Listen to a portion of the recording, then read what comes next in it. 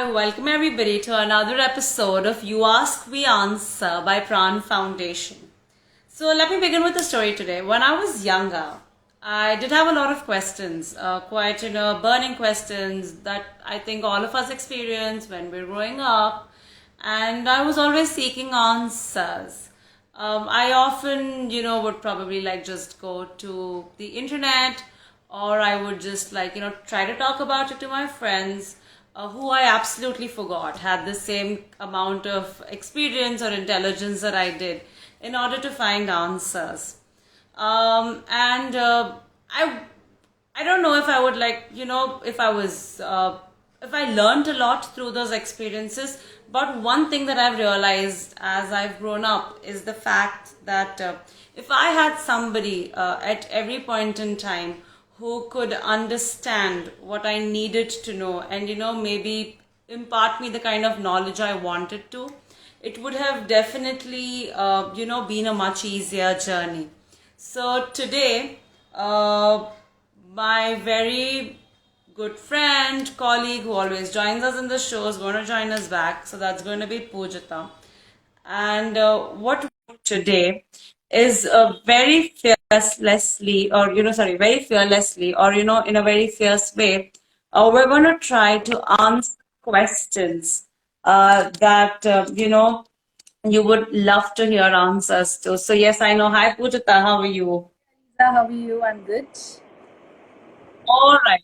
So I'm super excited for doing this live today. I know we have some really good stuff to talk about, and I'm actually very, very happy with the questions that have come in, the topics that we're going to be speaking about. So, what are you feeling?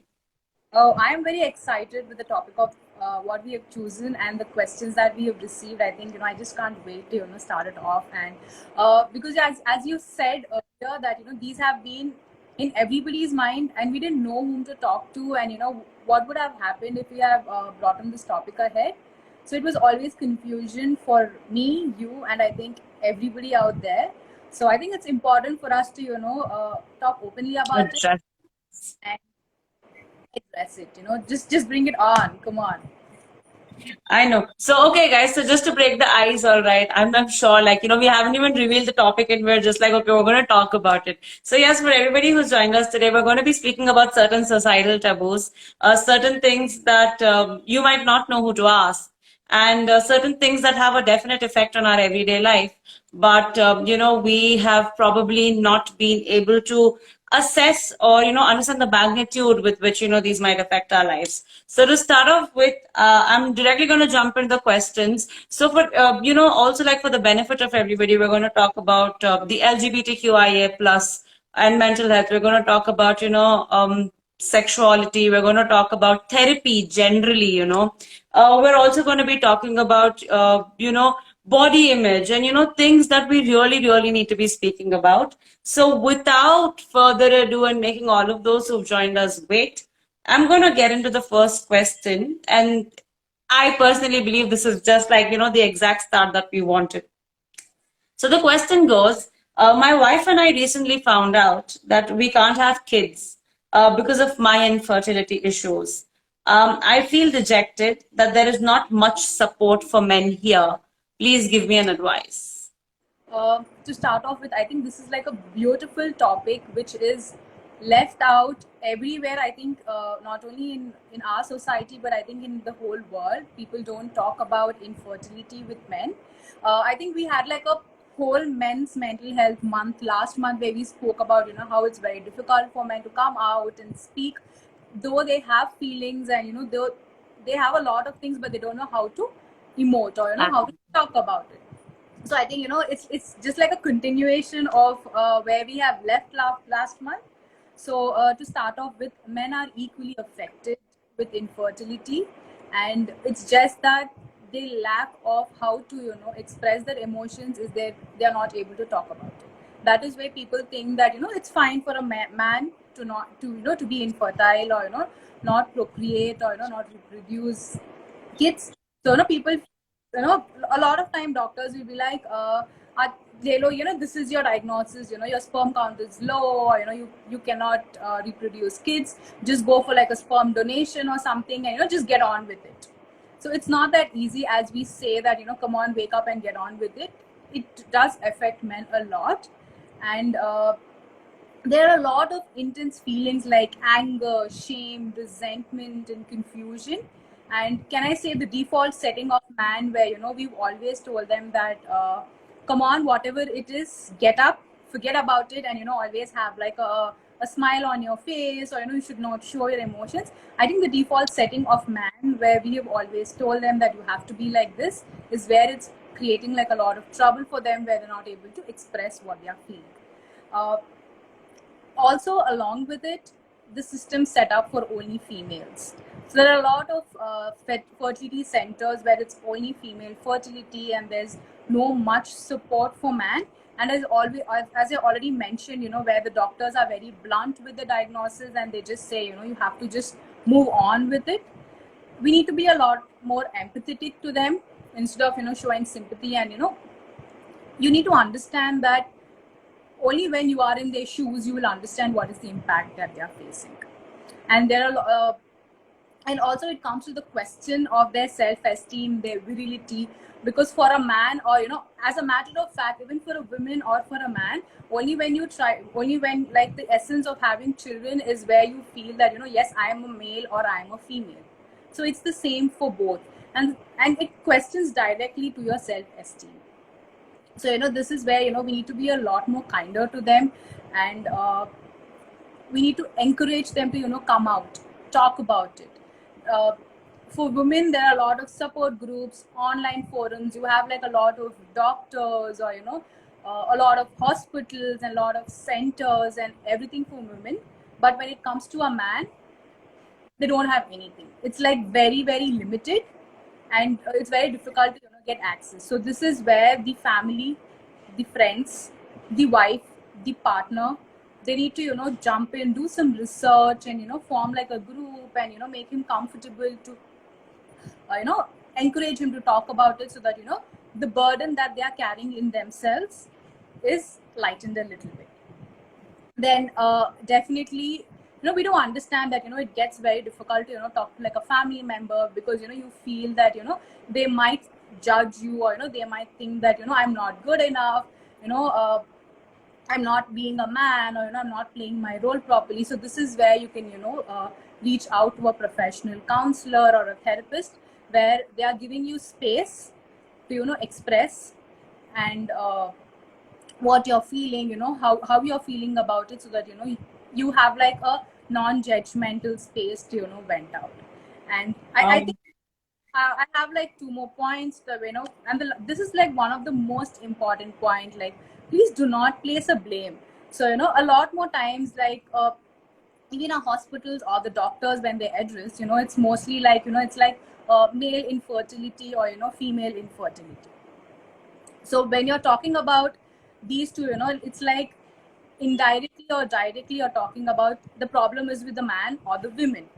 So whereas when you're trying to have children, it's a teamwork. So whether the problem is with a man or a woman, when you want a child, it's a teamwork. So instead of trying to label that the problem is here or a problem is there, try to come up with like it's our problem, and we are going to find a solution, or we are going to fight for it. So when you have like both the couples, or both the partners, like it's our problem, then you're not putting a blame on saying that it's your problem and you have to deal with it. Anything else to add, Aliza? I think so. I'm actually, this just takes me back to two instances. One is actually not a real instance. It's basically the show that I'm watching. It's The Good Doctor. Mm-hmm. There's this particular character in the show. His name is Dr. Andrews, and he's trying to have a child, and his and there are couple in their middle age. Okay, I think they're going to try for a child about 12 to 15 years after their marriage. And the woman did not want to have the child earlier.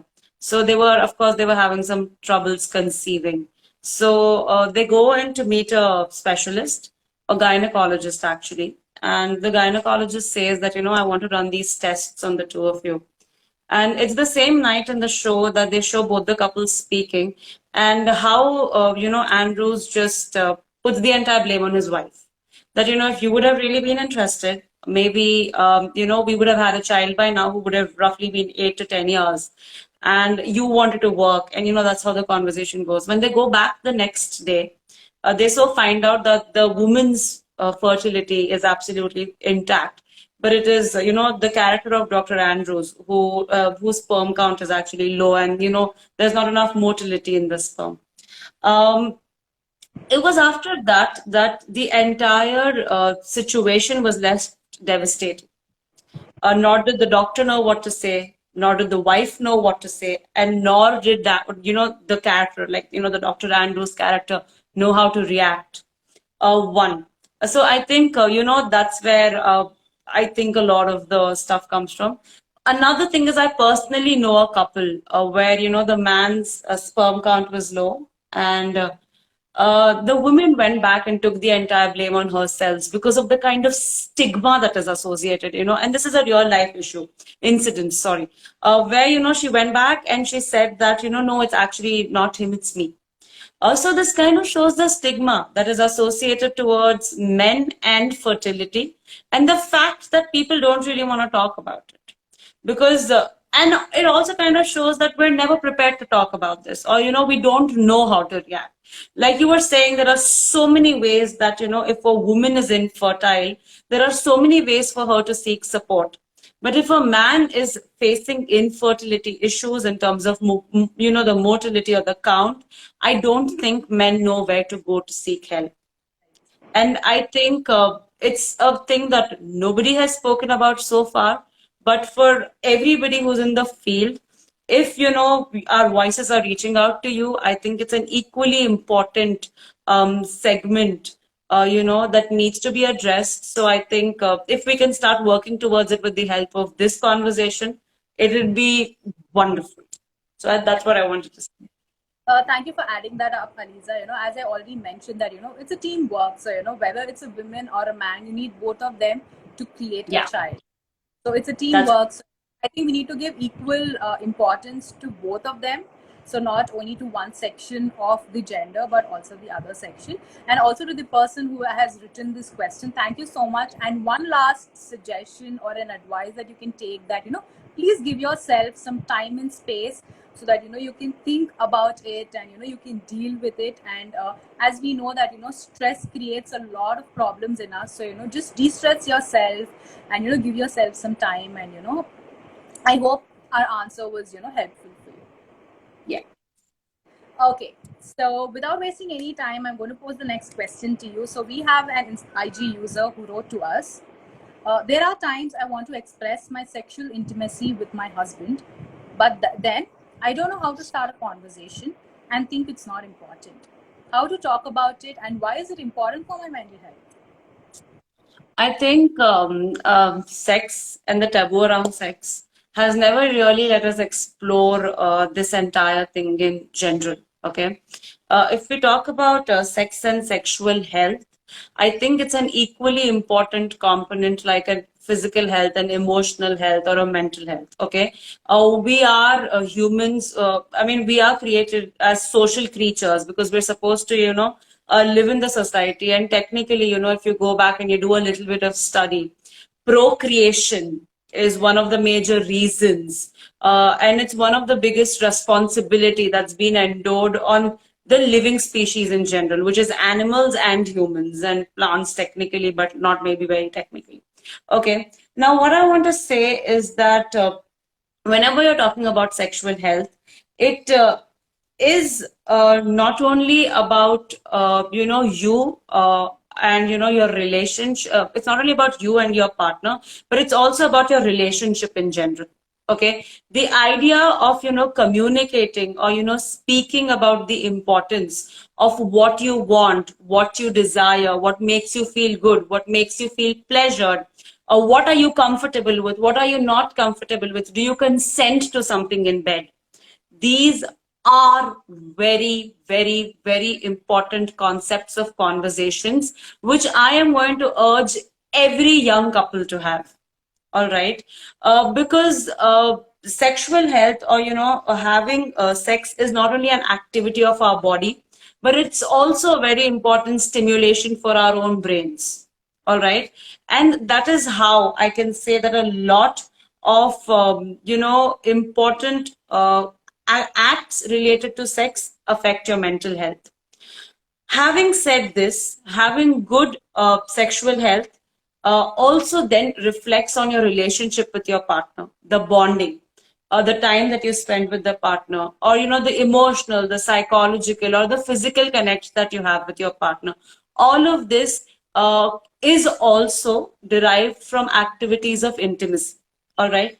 Now, just stepping back a little, when I'm talking about intimacy, I'm talking about everything from hugging to holding hands, or to, just kissing, a goodbye, a good morning, all the way, to the act of, having intercourse. Now, what I really want to talk about is, also the second part of the question, where this user has particularly asked us if, having sex has anything, or, if having an intercourse, or if the sexual health of an individual, if I put it in a very technically correct manner, has an effect on the mental health of the person. Now, what we really need to know is two things, okay? That receiving affection and giving affection both have a very prominent impact on our health, mentally, physically, emotionally, and in an overall picture. There have been studies that have shown that if an individual is touch deprived, if an individual is not taken care of physically as well, there is a probability of them experiencing symptoms of depression, experiencing symptoms of anxiety. There are also studies that have proven that having sexual or physical intimacy with your partner can reduce the signs and symptoms of, feeling stressed, anxious, and, depressed and things like that. Just, to tone this down, even a child requires you to, physically touch the child and take care of the child, right? So if something as small as a child understands physical touch and physical intimacy, then of course, as we grow older, our need for the same thing increases.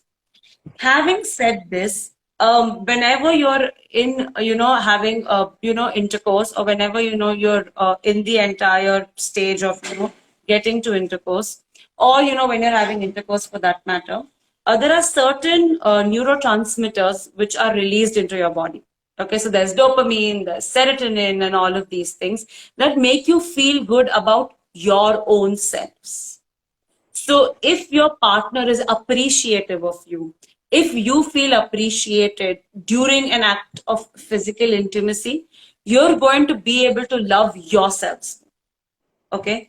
At the same time, feelings of depression, anxiety, feeling extremely stressed, or, your stress hormone is going to reduce.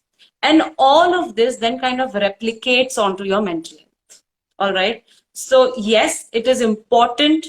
Talk about it. I know that there is this huge hesitation, to go and openly talk to your partner. Just like, you would plan your finances before getting married. I think it's also important to discuss about, your preferences sexually, because it has a very dire impact on you. So I'm really going to encourage you to speak, communicate, talk about what matters. Also understand that it affects your psychological, emotional, and physical well-being in its entirety. So that's my response to you.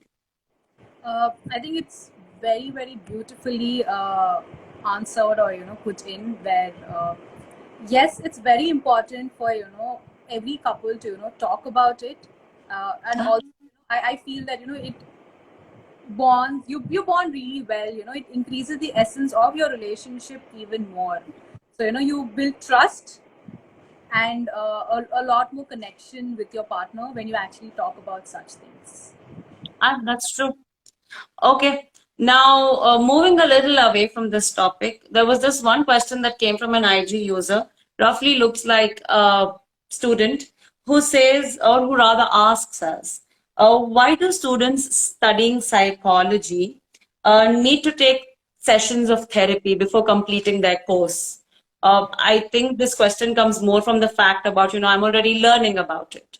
So, why should I be learning more, or, doing it myself or whatever? Okay.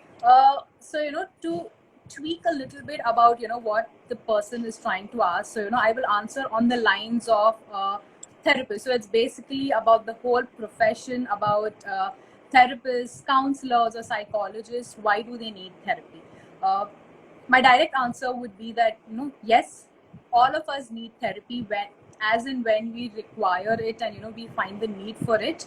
And I think day in and day out, people who studied psychology or therapists, they come across this question. You are a psychologist, you are a therapist, I think it would be easy for you to handle your problems or handle your emotions. Why do you have to go to a therapist or anybody else to talk about it? I think you can handle yourself much better. Yes, at some point of time, we as therapists can handle ourselves, but also we are normal, average human beings with a lot of emotions and everything else that every normal human being has. And sometimes it might get difficult even for a therapist to handle or deal with it. So yes, therapists also, if required, can go for therapy, and it's absolutely normal. There's nothing to shy away from it. And there would be questions that why do you actually need? You've studied a lot, you've studied so many therapies, and you tell people about it. Then why do you need therapy? So therapist is like a hard job, like any other. Probably if you say that a doctor's job is also hard, similarly the therapist job is also hard, because day in and day out we listen to people's trauma, their intense emotions, and a lot of traumatic events that they handle. And occasionally even therapists have their own problems which probably they cannot deal with it. So that's the reason they look for a third perspective, like an outside perspective, which is important for us to, or like for therapists to have like a space in your mind and to rationally think whether what to do, what not to do. So this is where therapy for therapists also come in place. I will not go into detail, because our next webinar that we're going to do next week is going to talk more on the lines of why therapy is also necessary for therapists, and I think we have like experts speaking about it. So let's not go in depth. So I will leave the users to come back next week, I think around the same time, for our Not All Talk, which is on therapy for therapists. And to just sum it up, I will give you like what would be like the small advantages or the benefits of therapy for therapists. Uh, so when you actually go to like a colleague, so for example, I go to Aliza, she's also my fellow therapist. So when I'm having an issue, or I'm seeking for help, so she understands. So she's a third perspective, and she will give like a clear understanding of what is happening to me, for me to judge or assess my own solutions in a better way than sitting with myself and not understanding what to do. This also, I remember this one thing that we've always been said that when you want to start something, start with yourself, and then you can actually preach to other people. I think when you are not in like a right frame of mind, or you are in like a lot of distress, it's difficult for anybody to go out there and help people with distress. So we as therapists first should be in like a right space of mind, so that we can help many more people out there.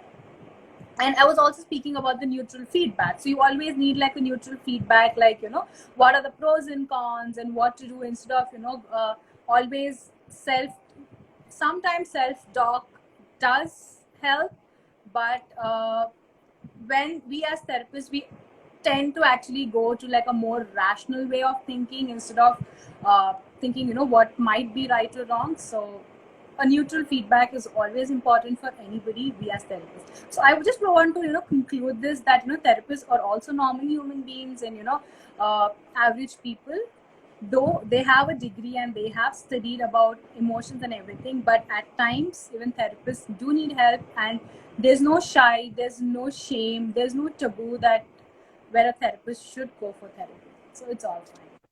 I think like you rightly said, that therapists they're just normal humans, all right. They can also have their own stressors.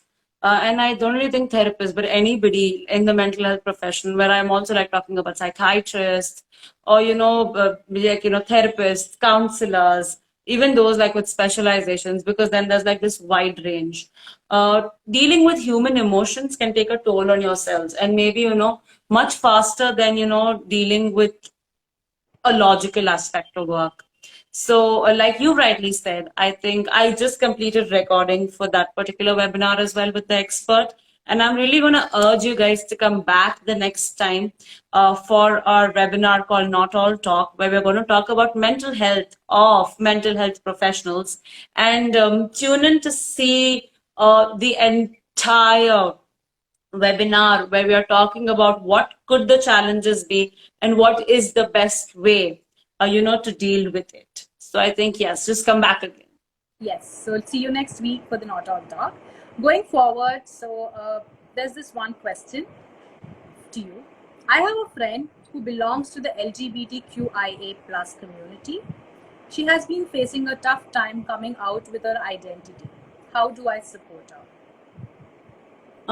I think this is a very relevant question. And, for all individuals from the LGBTQIA plus community, I would like to say that, yes, there is a shift in the way we perceive, members of the community and, the way we look at them with acceptance. And, now that like we have laws which have been pulled down to, give them more of a status and, everything of that sort.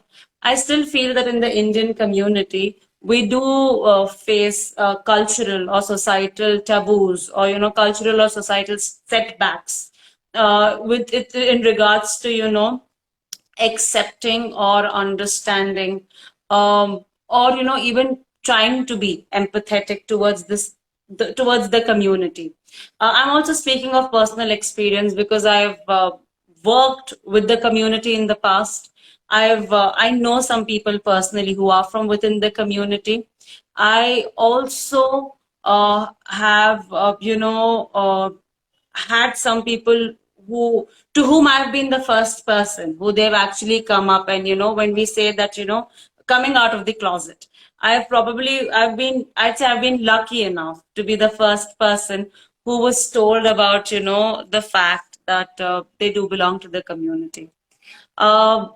Having said all of this and understanding the fact that I've also worked with them, it's not only the taboo they have to face but a lot many things that come along with the taboo. Also, like I've seen a lot of them who are especially younger, who've been asked to leave the house.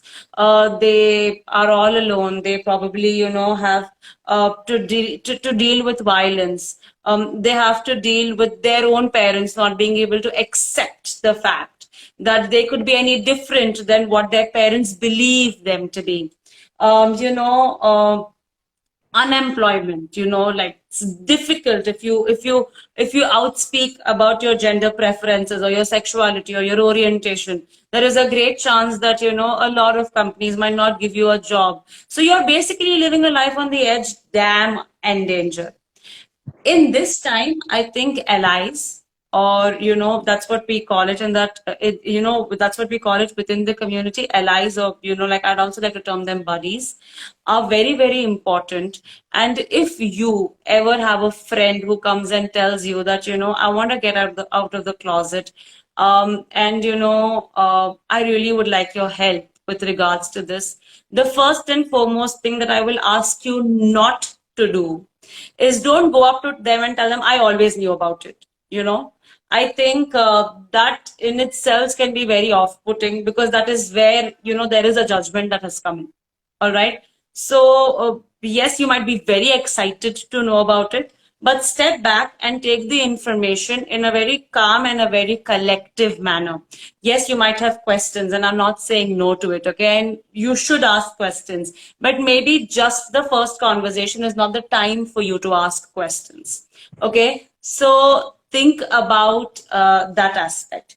Apart from this, when your friend or somebody comes up to you and talks to you about being a member of the LGBTQIA plus community, stop and listen to them. Okay, just hear and be a good sounding board.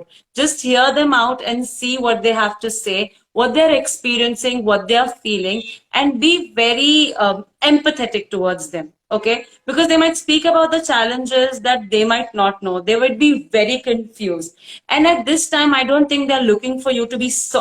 They're not looking for you to feel sorry for them. They're looking for you to be there for them. Okay, so whenever you have a member who, a friend, okay, for example, I come out to you tomorrow, Pujita, and I tell you that, hey, I think that, I have a preference for women, and, I orient myself with being a lesbian. So, there would be confusion and there would be so much emotional transactions between the two of us itself, right? But I think we need to stop and we need to, listen effectively, control our emotions, and, be there more for that person than, just like jump with like excitement and joy. Second thing, get more educated about what it means to belong to the LGBTQIA plus community. I'm sure there are so many places, or there are so many individuals who might not know the full form of what LGBTQIA plus stands. The plus kind of still means that, there are so many other, explorations that people are doing, and we'd like to keep adding to it. So get educated about what it means, what orientations people have, but also understand, okay, this can be very liquid. All right, like for you or for me, the definition of the orientation might be very different. All right, so also understand that. Very importantly, challenge the stigma. If you see anybody bullying somebody, if you see anybody talking things about, how uh, it's unnatural. Mostly, I think that's what I've heard the most. It's unnatural to belong to the community. I think stand up for your friends. I know a lot of people out there who know for a fact that their friends or a cousin or a younger brother or a younger sister might be belonging or might have an affiliation or for the community of the LGBTQIA plus individuals. But when it comes to taking a stand, it's sad to see that none of them ever would have. So I'm just going to tell you that if you ever get a chance, challenge the stigma and take a stand for them. Not because they need you, but I'm sure that it'll be great to have you in this journey with them.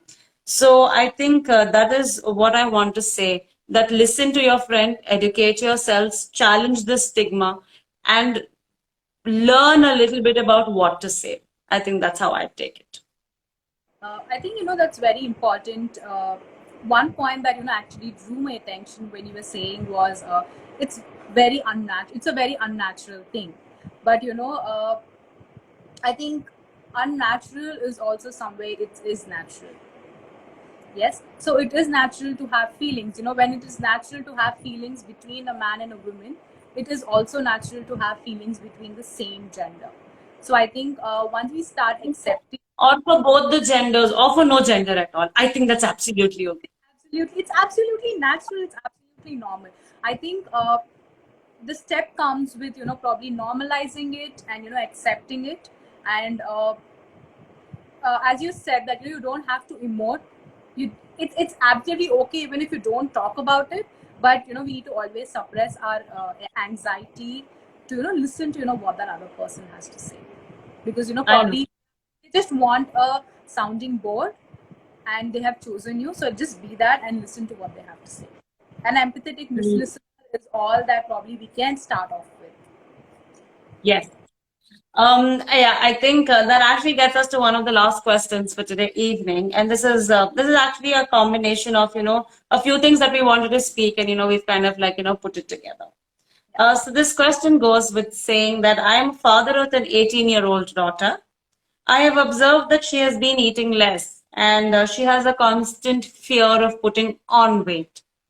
I have heard about body image issues, but I want to know more about it. So, what are these issues? Who experiences them? Or whatever your thoughts are about this topic. Yeah.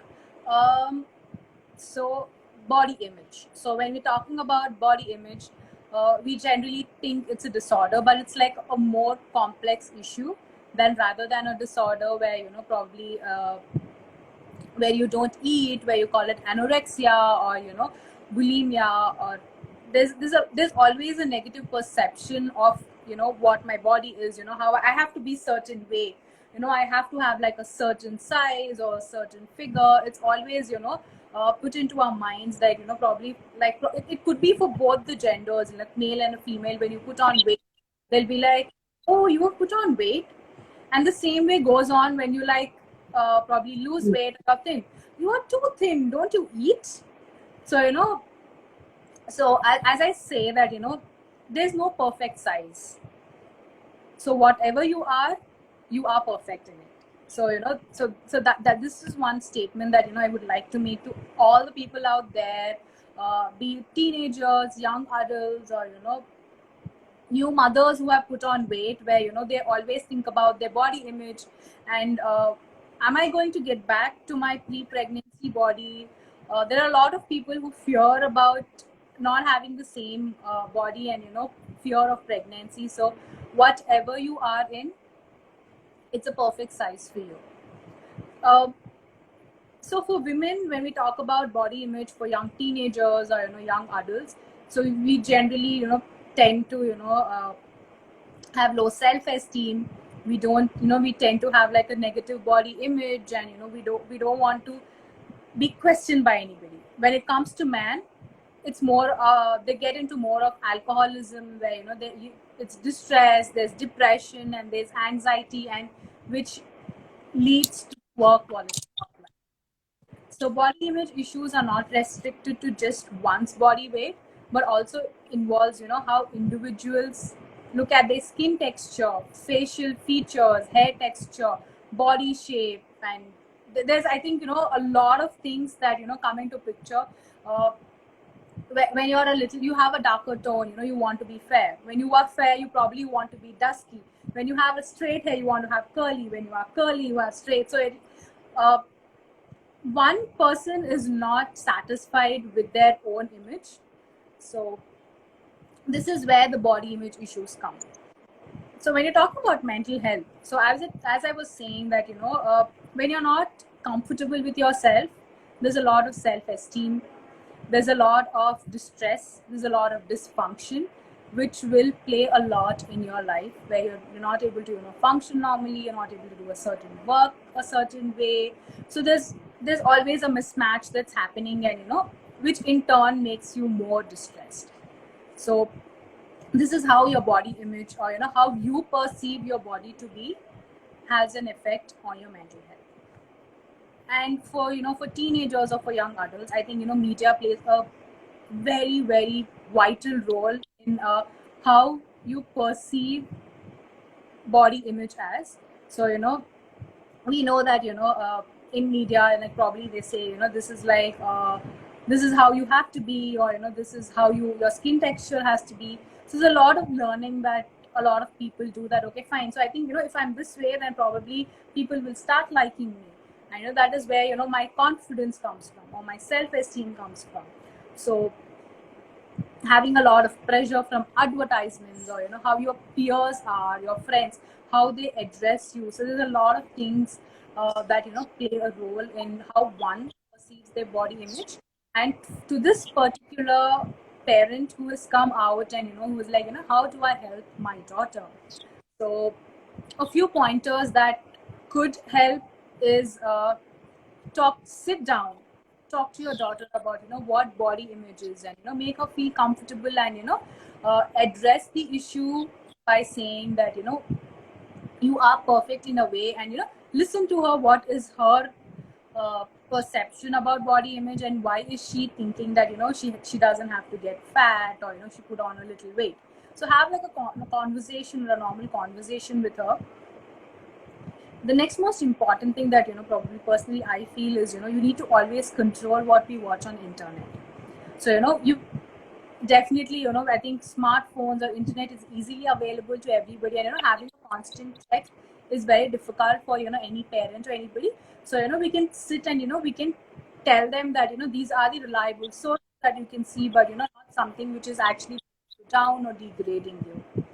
Encourage them to adopt a healthy lifestyle. So have like a routine. So if you feel that you have a body type where you eat little and you put on weight, So have like a routine, have like an exercise where you can balance both of it in a more healthier way than not having the required quantity of food that your body needs for you to function normally.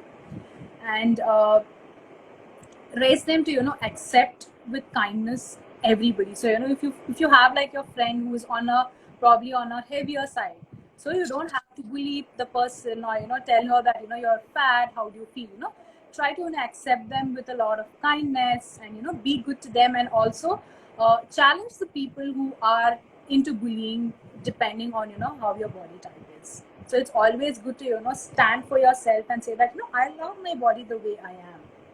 And the last and the important thing is be a good role model yourself.